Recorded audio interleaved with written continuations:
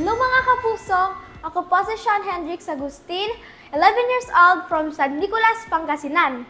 Sumali po ako ng The Voice Kids para po matulungan ko na po yung lolo ko sa Kamiling Tarlac na may prostate cancer at yung lola at lola ko po sa Pangasinan na para po hindi na po sila magtinda sa palengke. Nagsimula po akong sumali sa mga competition nung 7 years old po ako. Minsan po natatalo pero palagi po nagcha-champion. Yung napapanalunan ko po, binibili po namin sa damit ko para po may bago po akong damit sa mga pang-contest ko po. Bumibili po kami ng foods at yung iba po, hiniipon po namin. Na-excite po ako dahil nandun po yung mga coaches at